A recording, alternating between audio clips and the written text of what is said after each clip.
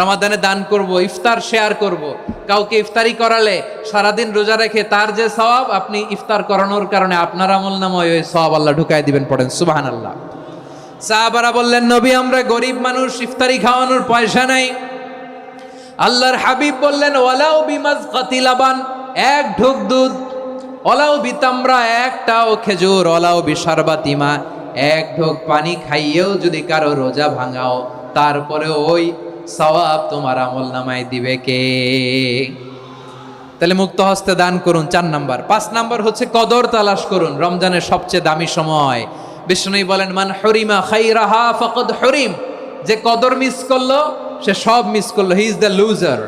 আচ্ছা বলেন, এই বরকতের মাসে আমরা কি লুজার হতে চাই না গেইনার হতে চাই? সবাই বলেনি, বলেন এই রমাদানে আমরা লুজার হব না গেইনার হব? ইন্না আনজালনাহু ফি লাইলাতিল কদরি ওয়া মা আদরাকা মা লাইলাতুল কদর, লাইলাতুল কদরি খায়রুম মিন আলফি শাহর। পড়েন আল্লাহু আকবার।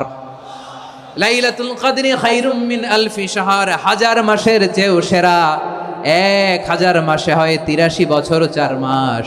83 বছর 4 মাস টানা ইবাদত করলে যেই সওয়াব, কদরের রাতে ইবাদত করলে অতটুকু সওয়াব আপনি পাবেন, আল্লাহ সেটা বলে নাই। আল্লাহ বলে তার চাইতে বেশি সওয়াব দিয়ে আপনার আমলনামা ভরে দিবে কে? কদর যেন মিস না হয়। 21, 23, 25, 27, 29 নাকি খালি 27? আপনারা কি খালি 27? হ্যাঁ না, ফালতামিসু ফিল আশরিল আওয়াখিরি ফিল মিনাল ভিতরি, রমজানের শেষ দশকের বেজর রাতগুলোকে কদর হিসেবে তালাশ করো। আল্লাহর হাবিব সাল্লাল্লাহু আলাইহি ওয়াসাল্লাম শেষ 10 দিন টানা ইবাদত করতেন, টানা ইবাদত।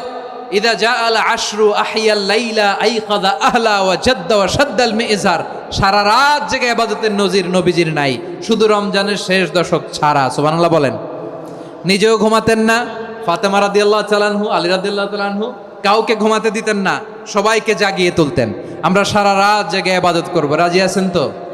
কদর যেন আমাদের মিস না হয়। আজকে থেকেই ক্যালেন্ডারে মার্ক করে রাখেন, সব কাজ পেছনে ফেলে, সব ব্যস্ততাকে পেছনে ফেলে ইবাদতের জন্য আমরা প্রস্তুত থাকব কদরের রাতে। কোনোভাবে কদর যেন আমাদের মিস না হয়, ইনশাআল্লাহ। বলেন তো সবাই।